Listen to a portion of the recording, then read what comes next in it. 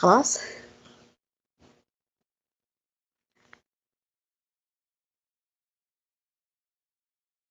السلام عليكم ورحمة الله وبركاته. مشاهدي قناة سلام الإعلامية، يتجدد اللقاء بكم اليوم الثلاثاء في برنامج خطوة مع حلقة جديدة ومتجددة من المواضيع الاجتماعية. عنوان حلقة اليوم بإذن الله تعالى سوف يكون عن الطلاق الناجح. العنوان شوية غريب، لأنه دائما نحن عندنا فكرة عن الطلاق أنه فاشل وأنه مؤلم وأنه مؤذي وأنه أبغض الحلال عند الله وأنه وهذه حقيقة يعني، لكن هذه الفكرة جات من جهل الناس بفكرة الطلاق أساسا، يعني كما جاء في الإسلام.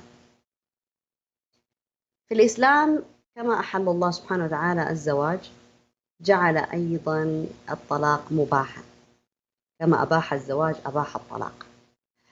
ما جعل الزواج فقط فيه خير والطلاق فيه شر، إنما يعني الله سبحانه وتعالى قال في القرآن الكريم: وعسى أن تكرهوا شيئا ويجعل الله فيه خيرا كثيرا.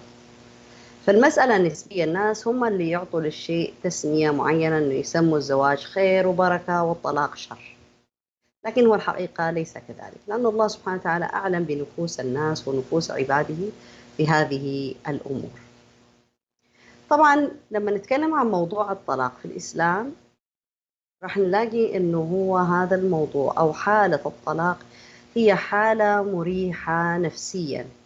من ناحية إيش نفسيا؟ في غير الإسلام دائما في عبارة اللي هي إيش: ما جمعه الرب لا يفرقه إلا الرب، أو ما جمعه الله لا يفرقه إلا الله.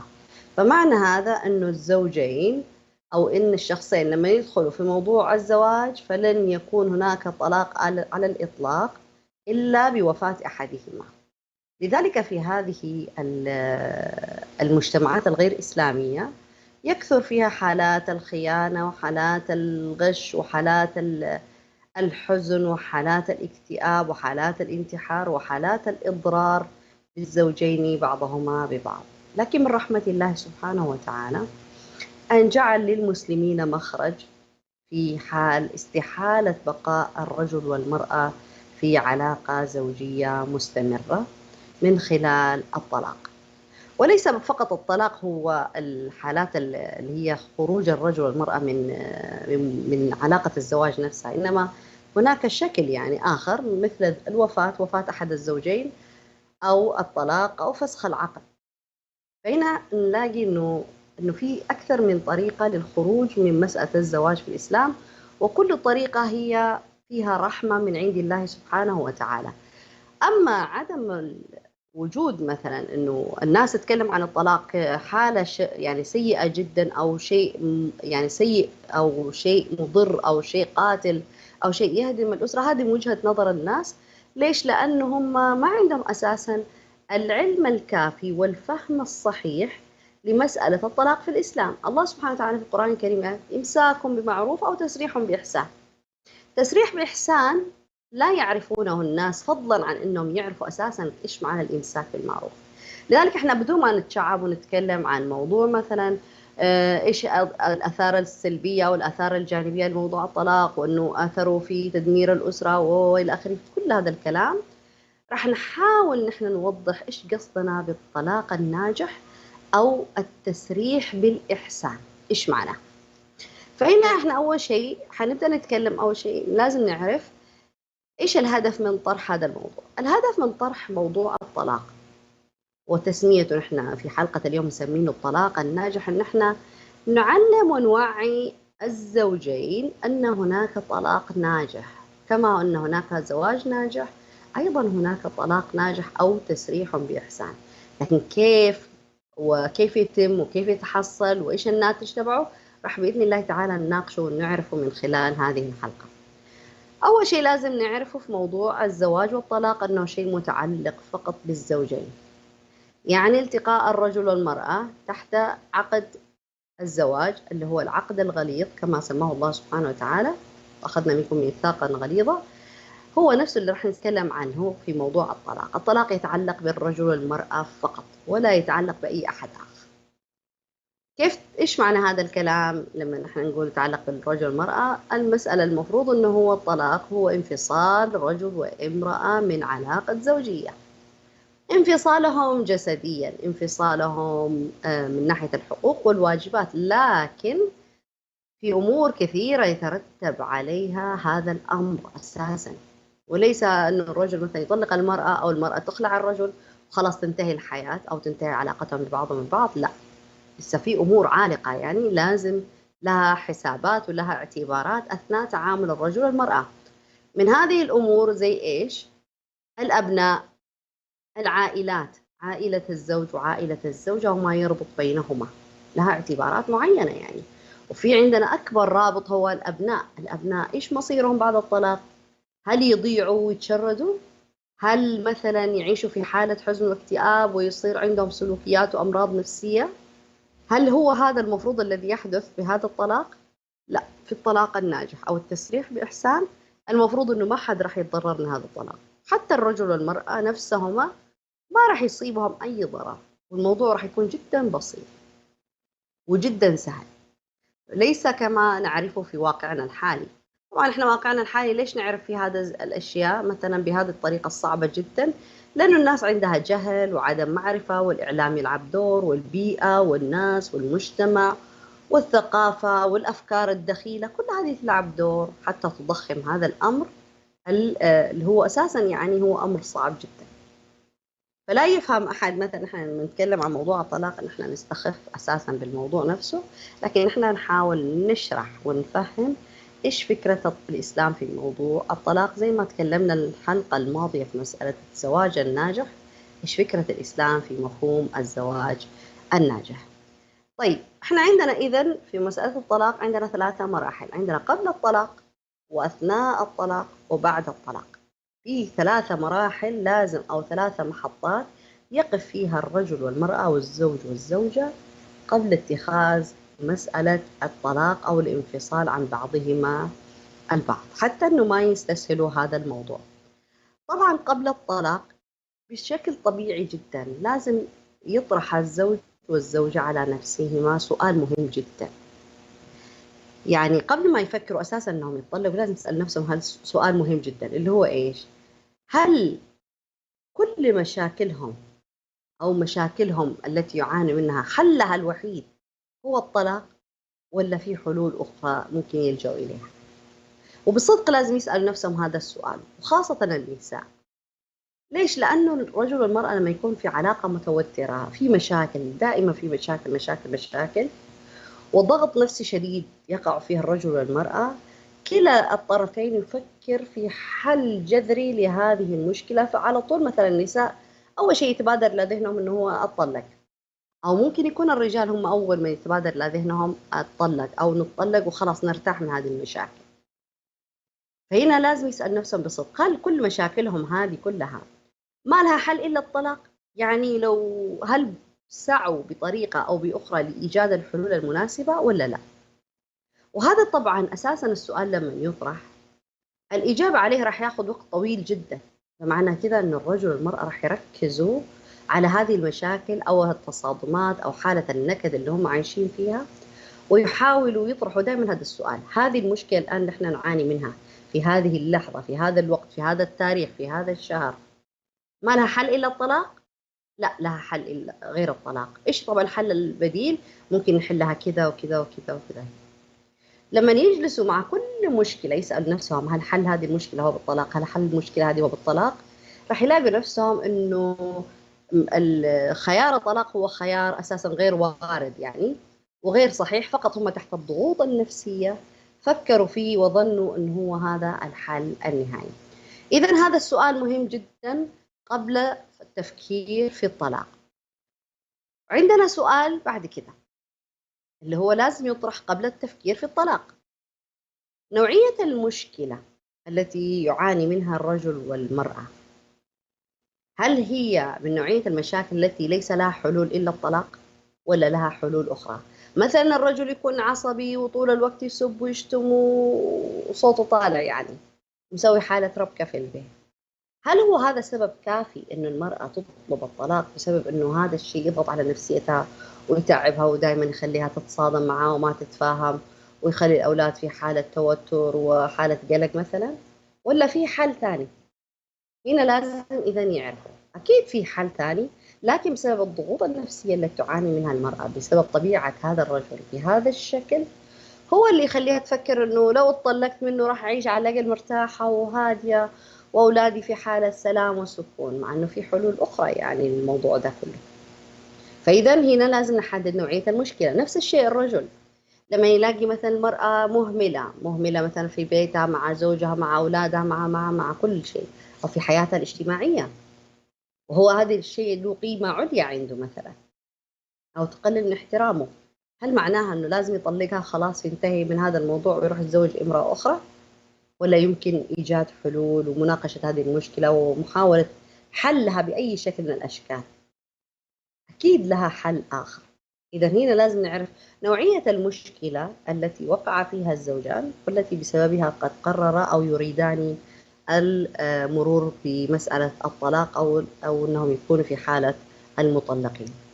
كمان لازم نعرف شيء مهم جدا بالنسبة لنوعية المشكلة: نعرف حجمها، هل هي مشكلة كبيرة مرة ولا هي مشكلة تافهة؟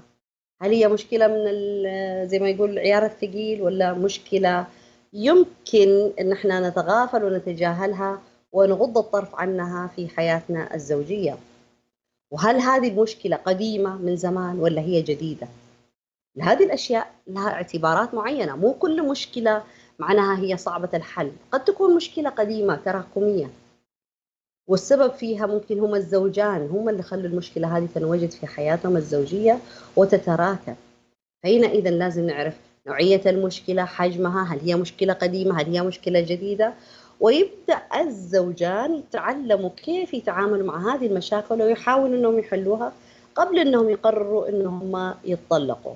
إذا هذه أيضا من الأسئلة التي يجب طرحها أو التي يجب على الزوجين طرحها على نفسهما قبل التفكير في مسألة الطلاق، حتى لو كانوا هم يفكروا بينهم بين نفسهم فقط. النساء مثلا بعض الأحيان تحت الضغوط النفسية تجلس مع نفسها تتكلم تقول: خلاص أنا أبغى أتطلق وأتخلص من هذا الزواج اللي أخذ من صحتي وعافيتي وإلى آخره. طيب اطرحي على نفسك هذا السؤالين على ورقة واكتبي الإجابات. لما تشوفي الإجابات بشكل واضح ومكتوب أمامك راح تعرفي تماما هل الموضوع هذا أو هل المشاكل تستحق أن يكون نتيجتها الطلاق، ولا يمكن الصبر والتعامل معها وإيجاد الحلول لها. كمان عندنا سؤال مهم جدا لازم يطرحه الزوجان اللذان يرغبان بالطلاق على نفسهما وبصدق: ما هي ظروف كل طرف في مسألة الطلاق؟ يعني مثلا رجل وضعه الصحي كويس، وضعه المالي كويس، أو وضعه الاجتماعي كويس، أو وضعه النفسي جيد، لما يريد أن يطلق هذه المرأة لازم يشوف وضعها. ممكن يكون وضعها المالي سيء، ما عندها مدخول، ما عندها أحد ينفق عليها، ما عندها أحد يعتني بها، هل يطلقها ويرميها في الشارع ولا لا؟ هذا قرار مهم جدا يعني، لأن الله سبحانه وتعالى لما قال إمساك بمعروف أو تسريح بإحسان له تفصيل معين وله اعتبارات معينة في مسألة الطلاق أيضا يعني، فالإنسان ما تنقطع علاقته بمطلقته أو المرأة بمطلقها خلاص بمجرد وقوع الطلاق، لكن في اعتبارات أخرى وفي العشرة وفي الفضل، يعني لا تنسوا الفضل بينكم. في اعتبارات كثيرة جدا لازم يضعها الزوجان في مسألة الطلاق.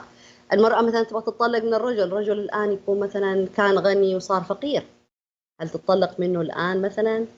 ما في أحد يعتني فيه، أو يكون مريض، أو يكون كبير في العمر، أو يكون ما عنده أهل، مقطوع من الناس، من الأصدقاء، من كل شيء.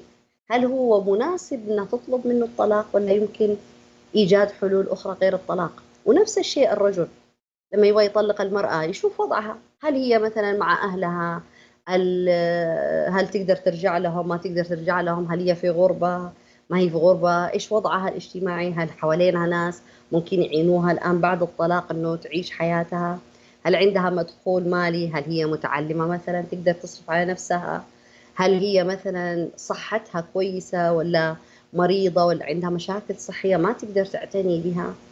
هذه الأشياء لازم نحطها في الاعتبار. ليش؟ لأنه في النهاية لازم يكون في رحمة أساسا في الموضوع هذا كله، وليس التعامل مع بعضهم البعض كما لو أنهم غرباء.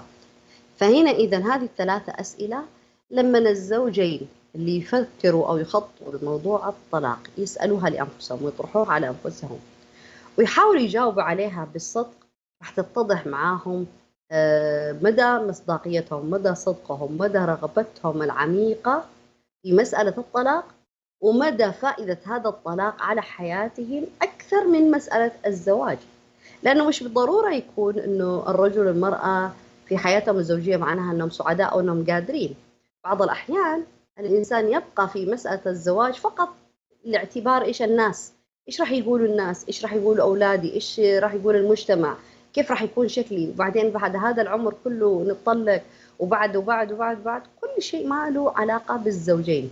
يعني هم يعملوا حساب للناس أكثر ما يعملوا حساب لنفسهم. ونفس الشيء بعض الأحيان يرفضوا مسألة الطلاق الزوجين لهذه الاعتبارات أيضا وليس لنفسهم، أو مثلا ممكن يضحوا بحياتهم عشان أولادهم، لكن الأولاد يعيشوا داخل هذا الزواج في حالة نفسية سيئة بسبب المشاكل والعنف والألفاظ السيئة اللي يسمعوها وعدم التوجيه والإرشاد وعدم وجود جو من الحنان أو البيئة السليمة لنموهم. فهنا طبعا احنا نقول للزوجين بدل ما تضحوا عشان أولادكم وبعدين هم يصيروا ضحية هذه التضحية الغير صحيحة، يجب أنهم يراجعوا نفسهم ويقرروا أنهم إما يعيشوا بطريقة سوية وصحيحة في زواجهم، وإما أن يفترقوا بطريقة سليمة أيضا. إذا هذا الموضوع أو هذه الحالة اللي قبل الطلاق لازم تطرح، أو هذه الأسئلة يجب أن تطرح من قبل الزوجين قبل الدخول أو الشروع في مسألة الطلاق. طيب بعد هذا كله، بعد ما سألوا نفسهم وإلى آخره، إيش نقول نحن؟ نبدأ نسأل أو يسأل الزوجان. الآن إحنا جاوبنا على هذه الأسئلة، خلاص نتطلق؟ لا، نحن نقول لا تطلق ولا شيء. لازم الزوجان يسألوا سؤال مهم جدا، أو يسألوا سؤال مهم جدا، اللي هو إيش هو أفضل وقت للطلاق؟ طبعا سؤال غريب شوية، إيش أفضل وقت للطلاق؟ نفس الشيء لو قلنا إحنا إيش أفضل وقت للزواج، كل واحد راح يجاوب بطريقته. لكن لما نيجي نسأل نقول إيش أفضل وقت للطلاق، حيكون سؤال غريب، وحيكون سؤال عميق جدا، إنه حيقول الناس هل هو بالفعل في وقت أفضل للطلاق؟ رح نقول طبعا في أفضل وقت للطلاق. إما وقت كما حدده الشرع، يعني طريقة الطلاق في الإسلام إنه يكون في نظام معين، ترتيب يعني نظام فقهي معين في مسألة وقوع الطلاق من الرجل على المرأة، أو إن إحنا نقول إنه أفضل وقت من ناحية شكل العلاقة الزوجية أو شكل علاقة الزوجين مع بعضهما البعض. هذا اللي يحكم مسألة الطلاق، إيش هو أفضل وقت للطلاق. ممكن يكون علاقة الزوجين مع بعضهما البعض كانت عميقة جدا، ممكن كانت قوية جدا، ممكن كانت مضطربة جدا، ممكن صار فيها عملية إصلاح كثيرة جدا، لكن ما نجح موضوع الإصلاح أو التدخل من الناس حتى أنهم يساعدوا الزوجين في تجاوز مشكلاتهم. فهنا إذن يلعب دورين مهمين جدا في مسألة تحديد وقت الأفضل للطلاق. فهي هنا لازم نقول إيش أفضل وقت للطلاق؟ هو بعد استنفاذ الوسع من الزوجين للحلول. يعني إيش يعني؟ هل بذل الزوجان كل سبيل من أجل الإبقاء على هذا الزواج وبصدق ولا لا؟ ونركز احنا لما نقول بصدق، ليش؟ لأنه مسألة إيجاد الحلول وبذل الجهد لإصلاح هذا الزواج بعض الأحيان تقع على طرف دون طرف، أو بعض الأحيان كل طرف يرمي على الثاني سبب المشكلة. فالمرأة مثلا ترمي كل السبب إنه هذا الرجل، أنت السبب في هذه المشاكل وأنت اللي خليتنا نضطر للطلاق، وأنت وأنت وأنت. أو المرأة مثلا نفس الشيء يقول لها الرجال أنت السبب، أنت وأنت وأنت. فكل واحد يرمي على الثاني إنه هو المتسبب في هذا الطلاق، فما يبحثوا عن الحلول. لذلك نرجع نقول، هل كلا الزوجين حاول يحلوا الإشكالات أو المنطقة اللي هم مختلفين فيها أو سبب المشاكل والاضطراب الذي في حياتهم، حاولوا بالصدق أنهم يحلوها؟ وهل حاولوا بالفعل أنهم يتحدوا عملية الإصلاح؟ يعني لما يجي حل للزوجين لمشكلة معينة، إذا لم يتم حلها هي تسبب للطلاق، لما نيجي نقول لهم نحن الحل، لازم يصبر الزوجان لتطبيق الحلول في حياتهم الزوجية. فهنا هل أنتم صبرتوا بالفعل على هذه الحلول؟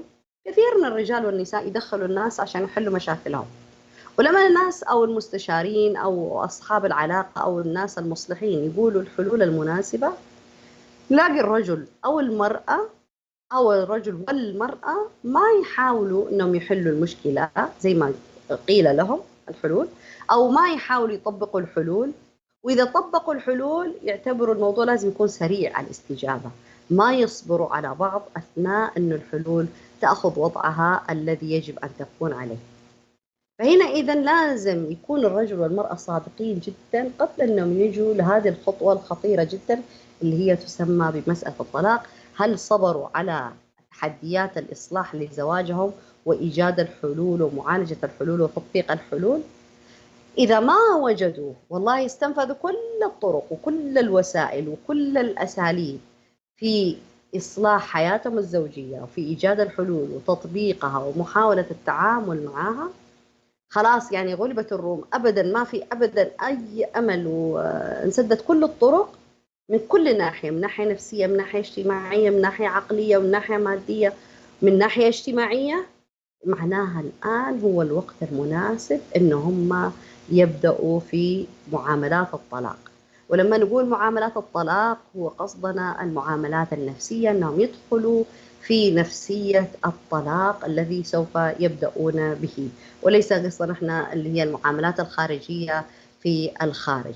فهنا إذن مهم جدا هذه الأشياء وهذه الوقفات التي يقف عليها الرجل والمرأة في موضوع الطلاق فيما بعضهم البعض، لأنه لازم يكون الرجل والمرأة يستنفذوا الوسع كله وكل الطرق والأساليب حتى لا يحدث الطلاق.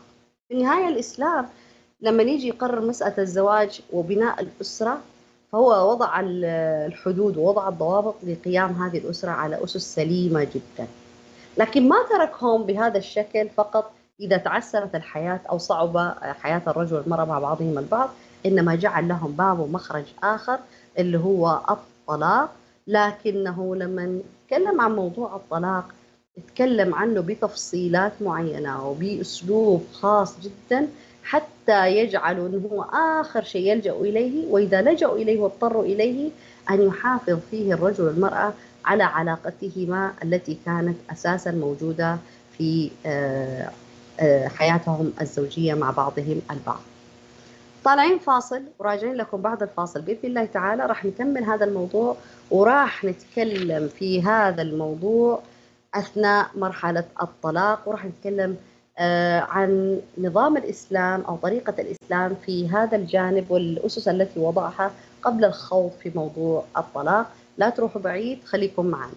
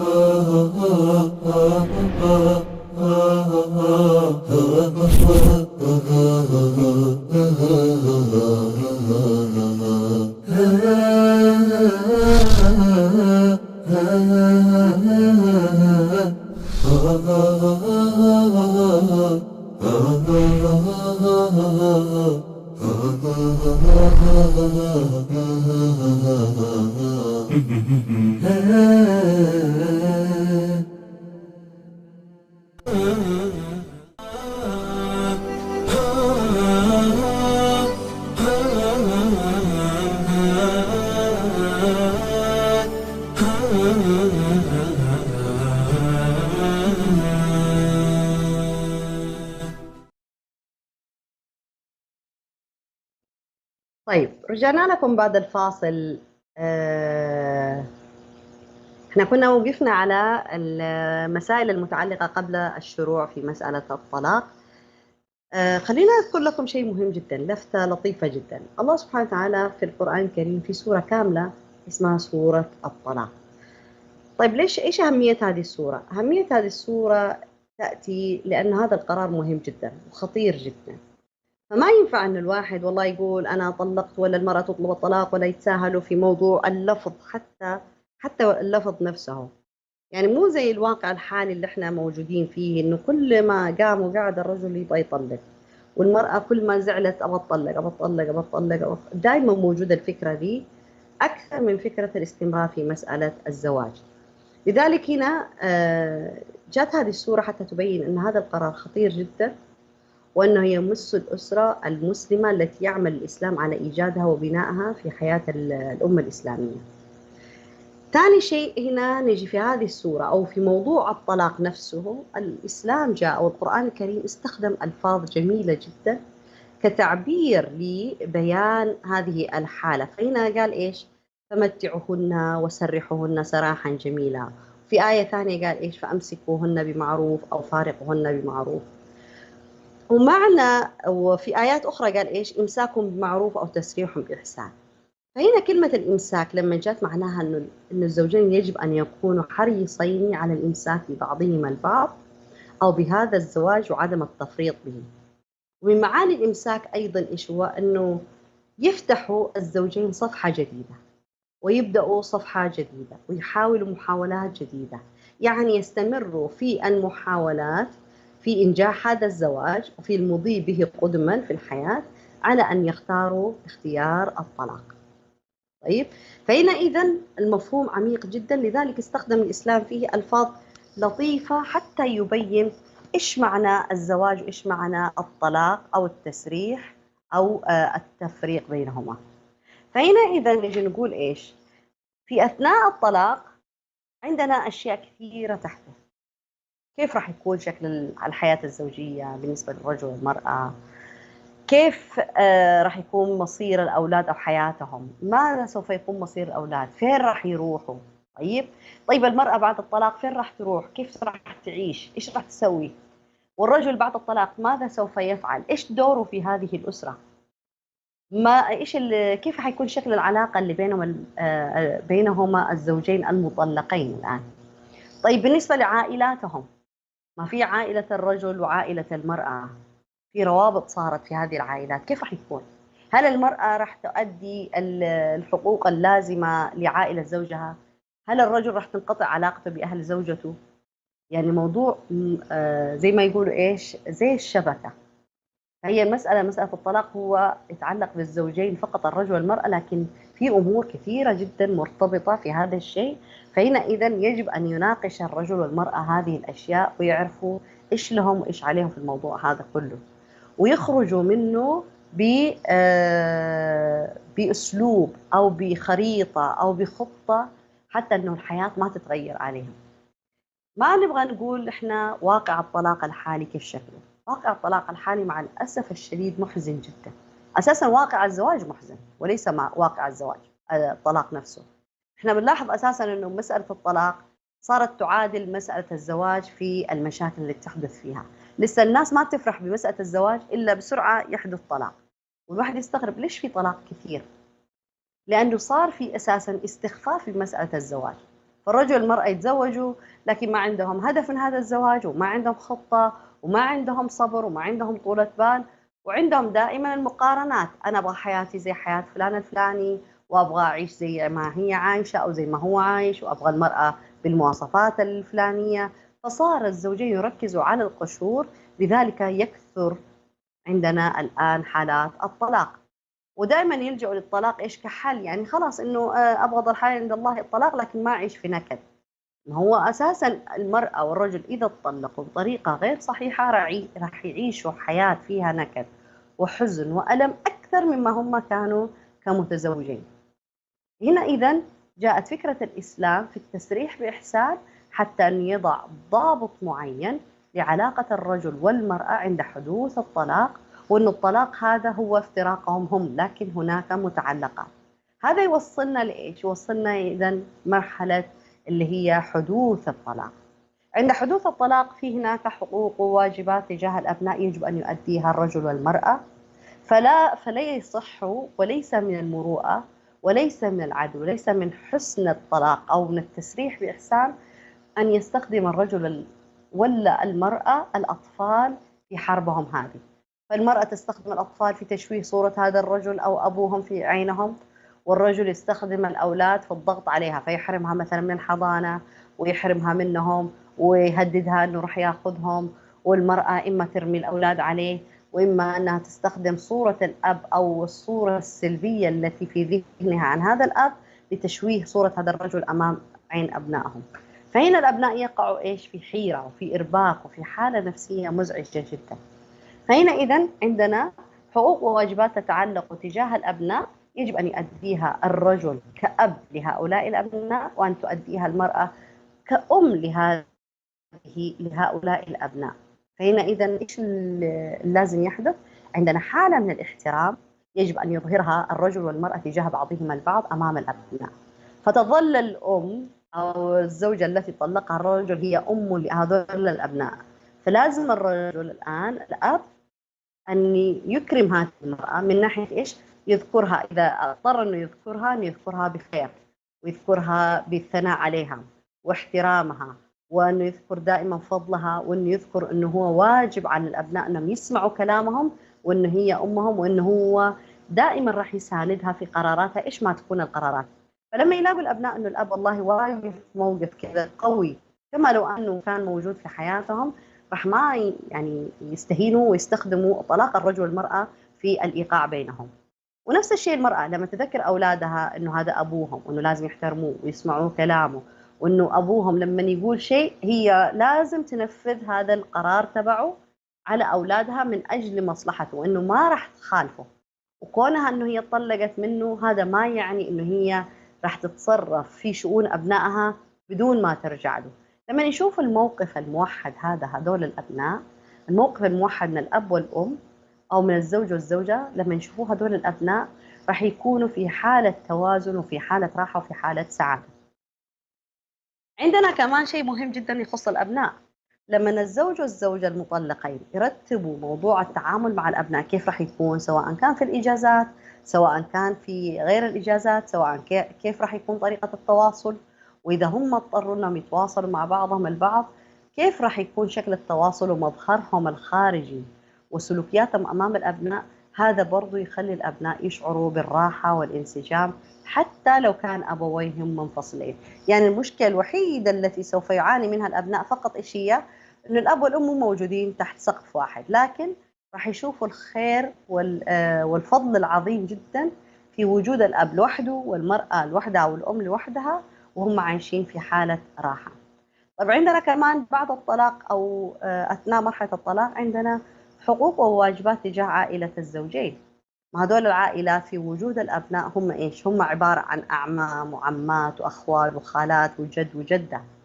كيف راح يكون موقف هذول الرجل والمرأة المطلقين؟ خلاص يقطعوا كل شيء مع بعضهم البعض؟ لا، أكيد راح يصير هنا في زواج وفي طلاق وفي حالات صعبة وفي مواقف. إيش راح يكون دور الرجل؟ إذا أهل زوجته مثلا أصابهم سوء لازم يقف معاهم ويساعدهم ويساندهم وكأنه موجود عادي جدا في حياتهم معاهم حتى لو طلق بنتهم. ليش طيب؟ لأنه هذا ما يستلزمه الوضع. لسه في أبناء، طيب في أحفاد، هذول مو شايفين الوضع هذا كله. فلما يشوفوا أبوهم والله إنه ما تخلى عن أهل أمهم، ولما يشوف أمهم ما تخلت عن أهل أبوهم، صار عزا مثلا راحت لهم، صار موقف وقفت جنبهم، ما اختلف عليهم شيء، راح يكونوا هذول الأبناء نتيجة التعامل العاقل جدا هذا اللي فيه تسريحهم بإحسان، راح يشوفوا إنه حياتهم سعيدة جدا ومتماسكة جدا. وهذا برضو الطريقة، أو هذه الطريقة وهذا الأسلوب يحافظ على العائلات أن تبقى كما هي. يصير الانفصال أصبح فقط بين الرجل وامرأة، لكن العائلات ظلت متماسكة، وهذا اللي يحرص عليه الإسلام. طيب كمان عندنا أشياء متعلقة اللي هي المساعدة في تربية الأبناء وتوجيه الأبناء والمحافظة على العلاقة الجيدة بين الزوجين وبين العائلتين، هذا مهم جدا. وهذا يأتي من خلال إيش؟ من خلال أن الرجل والمرأة يفهموا أنه طلاقهم الآن هو طلاق شخصين فقط، لكن حياتهم لسه ما زالت مستمرة من خلال أبنائهم، من خلال عائلاتهم، من خلال علاقاتهم الاجتماعية. طبعا كثير من الناس ممكن يقولوا هذا الكلام مرة شوية خيالي، لكن احنا ما يهمنا ان كان كلام خيالي ولا غير خيالي. احنا نحاول هنا نتكلم عن موضوع التسريح بإحسان. احنا لو نذكر الآن الحالات التي يعاني منها النساء من الطلاق، إذا ما كان الطلاق بهذا الشكل، حتى لو كان ما صار طلاق على الورق، لكن في حالات طلاق داخل البيوت أكثر من المعلن عنها. في طلاق نفسي، في طلاق عاطفي، في طلاق مادي، في طلاق اجتماعي، في أشياء كثيرة جدا مسميات الطلاق موجودة داخل البيوت. طب أحسن الرجل والمرأة يعيشوا وهم منفصلين عاطفيا أو نفسيا أو اجتماعيا عن بعضهم البعض، على أنه يكون واجهتهم أمام الناس والله لسه ما زالوا في مسألة الزواج، وما زالوا زوجين، وما زالوا يعني يضعوا اعتبار كبير جدا للناس. أحسن لهم ولا أحسن أن هم يمشوا في موضوع الطلاق من خلال فكرة الإسلام فيه، ويعيشوا حياتهم بالطول والعرض وما عندهم ولا أي مشكلة؟ طبعا نحن نمشي مع فكرة الإسلام، لأن في النهاية نحن مسلمين. في النهاية من ترك الشريعة احتاج إليها. إذا أنا أبغى أعيش الآن أو أتزوج على سنة الله ورسوله، معناها لازم أعيش حياتي أيضا وفق منهج الله، وفق الحلال الحرام، وفق الحقوق والواجبات. ولما يحدث الطلاق لازم كمان يحدث الطلاق من خلال فكرة الإسلام في الطلاق، من غير استخدام أسلوب التهديد والتعذيب والقهر والإذلال ولازم يكون في ضحايا لهذا الطلاق، ولازم يكون الناس كلهم تكلموا عن مشاكل الزوجين وعن أنه طلاق. مو لازم يصير هذا كله، لأنه سوء الاستخدام للأحكام الشرعية هي اللي قاعدة تسوي إرباك وقاعدة تخلق مشكلة. وسبب الإشكال هو إيش؟ هو في سوء فهم الناس وفي سوء التطبيق فقط. لكن الله سبحانه وتعالى هو رحيم بعباده وبالناس أجمعين. لو ما كان في رحمة في الطلاق ما قال الله سبحانه وتعالى إن يتفرقا وإن يتفرقا يغني الله كلا من سعته وكان الله واسعا حكيما. لولا أن الطلاق فيه خير عظيم جدا للرجل والمرأة ما قال لهم الله سبحانه وتعالى أو أباح لهم أن يحدث هذا الطلاق في حياتهم. إذا هنا نرجع نقول إحنا قبل الطلاق في أشياء كثيرة لازم يسووها الرجل والمرأة قبل ما يقرروا الطلاق، وفي أثناءها لازم يكون في، وفي بعد الطلاق أيضا هناك حياة أخرى يجب أن يعيشها أو يرتبوا لها. وما يعني أنهم يتطلقوا معناها أنهم يهدوا كل شيء، لا، أنهم يحافظوا على البناء زي ما هو، لكن هم يخرجوا فقط منه ويبدأوا حياة جديدة. طيب الآن كيف ممكن الرجل والمرأة يعرفوا أن هم مستعدين أنهم يخوضوا الطلاق، وأنهم مستعدين أيضا لاستقبال حياة جديدة؟ هنا دائما إحنا نقول إيش؟ يحاول الرجل والمرأة يفهموا أول شيء مسألة زواجهم ومسألة طلاقهم لازم يوقفوا وقفة صحيحة قبل أنهم يقرروا الطلاق، ويراجعوا كل شيء، ويذكروا ويكتبوا ويتأملوا في حسنات بعضهم البعض وفي حسنات حياتهم مع بعضهم البعض أو الإيجابيات. ولازم يشوفوا السلبيات إذا صار طلاق مثلا. فهنا مثلا المرأة تجلس تفكر لازم إيش حسنات زوجها وإيش سيئاته، إيش الإيجابيات الزواج هذا والبقاء فيه، وإيش السلبيات، وبالصدق لازم يكتب هذا الشيء. ونفس الشيء الرجل، هذا الشيء يخليهم هم يفهموا ويعرفوا هم كيف ماشيين في حياتهم. ليش؟ حتى ما يصاب بالصدمة، لأنه إذا ذهبت السكرة جاءت الفكرة. الآن اتطلقوا، بعد الطلاق بكم شهر يصحوا لنفسهم. لما يصحوا لنفسهم ما في داعي يقولوا لنفسهم والله أنا تسرعت، يا ليتني صبرت شوية، يا ليتني سكت شوية، يا ليتني ما استعجلت. ما في داعي لهذا كله. لذلك التأني مطلوب جدا. ولما يقع الطلاق، لما يقرروا كل شيء قبل آخر خطوة يحاولوا يراجعوا كل الحياة تبعهم بعيدا عن المشاعر، يتأملوها من خلال التفكير العقلاني، من خلال التفكير الموضوعي، من خلال ذكر الحسنات والسيئات لبعضهم البعض، من خلال ذكر صفاتهم الجيدة وصفاتهم السيئة، من خلال ذكر الإيجابيات الزواج هذا وسلبيات البقاء فيه، من خلال أنهم يعرفوا هم ماذا يريدوا بعد الطلاق. لازم هذا الشيء يعرفوه، مو بعد الطلاق يتخبطوا مرة ثانية ويدخلوا في علاقات سريعة وفي زواج سريع وطلاق متكرر. لأن الإنسان لما ما يكون عنده هذا التصور لحياته في الزواج وفي الطلاق ولما بعد الطلاق، مع الأسف الشديد إيش اللي بيحدث؟ يحدث أن الرجل يطلق، وبعد كم شهر، حتى كم شهر ما يصبر، بعد كم يوم يروح يتزوج، لكن مع الأسف الشديد يطلق مرة أخرى وما يعرف هو إيش مشكلته، ليش قاعد يطلق. قاعد يطلق لأنه هو ما قاعد يصبر مع نفسه وعلى نفسه في مسألة الارتباط مرة أخرى. هل هو مستعد نفسيا الآن يدخل في زواج ثاني؟ هل هو مستعد نفسيا أنه يكون عائلة من جديد؟ هل هو مستعد نفسيا أنه يدخل في علاقة فيها حقوق وواجبات ومتطلبات؟ لا، أكيد مو مستعد. حتى لو قال أنا رجال وما عندي مشكلة، هو غير مستعد نفسيا، فلازم إنسان يعطي نفسه مهلة. وربما لما يطلق الرجل المرأة طلقة واحدة، ربما هذه الطلقة الواحدة هي اللي تعيد التوازن لحياتهم، فيصلحوا ما أفسدته مشاكلهم من قبل. ونفس الشيء المرأة لما تطلق مثلا، لازم تعطي نفسها فرصة إنها تهدأ وتتوازن وتعرف تماما الآن إيش خطتها. لأنه الطلاق ما هو فقط انفصال وخلاص وتعيش كذا في الدنيا، لا، لازم يكون عندها خطة لحياتها، فعندها مشروع لسه مع أولادها، وأكيد عندها لازم يكون مشروع مع نفسها، ولازم يكون عندها مشروع مع المجتمع ومع أهلها ومع مواصلة حياتها. وربما ترغب أنه هي تدخل في علاقة زوجية جديدة. الآن هي لازم تدخل في الزواج الجديد بعد هذا الطلاق بطريقة صحيحة، تتجنب كل الأخطاء التي حدثت أو التقصير أو نقاط الضعف التي حدثت في زواجها السابق حتى لا تتكرر معها. مع الأسف الشديد هذا اللي نلاحظه، أن الرجل والمرأة بعد الطلاق لما يدخلوا في زواج جديد، أنه الأخطاء هي نفسها، ويتعرضوا للطلاق مرة ثانية أو ثالثة أو رابعة وهكذا. وهذا طبعا اللي ما يجعل لمسألة الزواج له قيمة ولمسألة الطلاق له قيمة. ليش؟ لسوء التطبيق فقط، مش أكثر من كده. فهنا محتاجين إذا نقف وقفة صحيحة مع مسألة الطلاق، كيف لازم يكون طلاق ناجح. وببساطة جدا يكون طلاق ناجح. ليش؟ هذا يعتمد على عقل الرجل والمرأة، وعلى علمهم وعلى فهمهم وعلى إدراكهم وعلى معرفتهم بالهدف الأساسي من هذا الطلاق. لازم يكون مسألة الطلاق بالنسبة لهم ليست مسألة تخلص. مو المرأة تنظر للموضوع أنه أنا والله بتخلص من هذا الرجال، أو الرجل ينظر للموضوع أنه أنا والله بتخلص من هذه المرأة. لا، مو كذا الموضوع على الإطلاق. لأنه في وجود الأبناء ما في مجال لمسألة التخلص.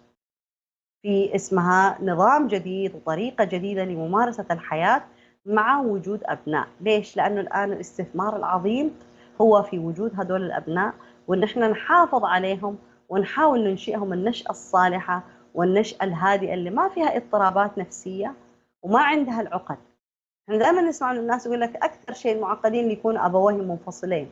مو المشكلة مش في الانفصال، المشكلة في شكل الانفصال، في طريقة الانفصال، وفي شكل الحياة أساسا اللي كانوا عايشها الرجل والمرأة في زواجهم، وفي نمط الحياة اللي اتخذوه، في النظام الذي اتبعوه لتسيير حياتهم. هذه هي الأسباب الأساسية. ولا هو الطلاق هو خير للنساء وللرجال كما هو الزواج خير.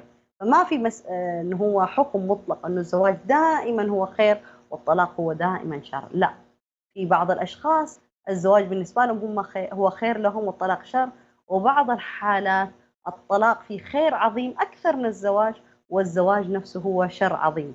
لازم نعرف هنا ونتأكد ونثق في الله سبحانه وتعالى الذي شرع لنا الزواج وشرع وأباح لنا الطلاق. فما في داعي المرأة تشعر أنه هو عار عليها إذا طلقت، وما في داعي الرجل يشعر أنه هو ما يعيب شيء إذا طلق. الطلاق طلاق، إذا وقع على الرجل إذا وقع على المرأة، الطلاق طلاق. فما في مجال هنا للمفاضلة، وما في أساسا يعني مكان ومساحة هنا للشماتة. ليش؟ بعض الرجال مثلا لما يطلق المرأة يستخف بها.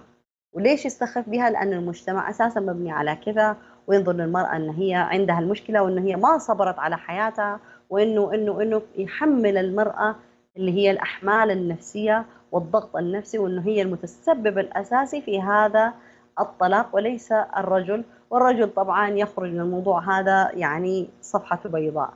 فهنا إذن الجميع لازم يتقي الله سبحانه وتعالى، الرجل والمرأة لازم يتقوا الله سبحانه وتعالى في هذا الزواج وفي هذا الطلاق لما يقع، وما يشوه الصورة، لأن الإنسان والله يأثم لما ينقل الصورة ويتعامل مع هذه الأشياء بكيفية سيئة جدا. فهو يعطي نموذج سيء لما يكثر الطلاق، ولما يتم الاستهانة بالزواج، وأنه ما في عقل أساسا، ولا في حكيم، ولا في علم، ولا في دين، ولا في تقوى من الله سبحانه وتعالى في ممارسة الطلاق ولا ممارسة حتى الزواج. هنا إحنا نكون نقع في إثم وذنب عظيم مع الله سبحانه وتعالى، لأنه إحنا مسؤولين في النهاية، مسؤولين عن تصرفاتنا، مسؤولين عن قراراتنا، مسؤولين عن أن احنا نوجد الحلول، مسؤولين عن أن احنا ننقل الصورة الصحيحة لمن حولنا، سواء كان في مسألة الطلاق سواء كان في مسألة الزواج. في النهاية أحب أذكر أنه لو كان الطلاق شر ما كان النبي صلى الله عليه وسلم طلق بعض نسائه، وما كانوا الصحابة والسلف الصالح طلقوا لو أنه شر. لكن لأنه السلف الصالح كانوا مشغولين بأمور عظيمة جدا أكبر من مسألة أنه يوقفوا على بعض في مسألة الزواج، ويعقدوا مسألة الزواج، ويعقدوا مسألة الطلاق والانفصال، كان عندهم أمور عظيمة جدا مشغولين فيها. لذلك كانوا يحاولوا بقدر الإمكان أنهم يحافظوا على الزواج قبل أن يقع الطلاق، وإذا وقع الطلاق بكل الطرق كان يحاولوا أنهم يلاقوا حل حتى يرجعوا لمسألة الزواج ولعلاقة القصة. لا، إنما لما استدرك أنه الطلاق هذا مصيبة أساسا الآن بسبب أنه كان غاضبا جدا، حاول أن يوجد الحل وأن يعود إلى زوجته بالكيفية التي ترضي الله سبحانه وتعالى. في الختام أسأل الله سبحانه وتعالى أن يجعل بيوتنا عامرة، وأن يجنبنا الطلاق وما يستدعي ذلك، وأن يعلمنا الخير دائما في هذه الأمور، وأن يرشدنا إليها. كنت أنا معكم خديجة برهان في حلقة جديدة ومتجددة من برنامج خطوة في موضوع الطلاق الناجح أو التسريح بإحسان. ألتقيكم بحول الله تعالى في الأسبوع القادم في نفس الموعد مع موضوع جديد من المواضيع الاجتماعية. أترككم في حفظ الله ورعايته، والسلام عليكم ورحمة الله وبركاته.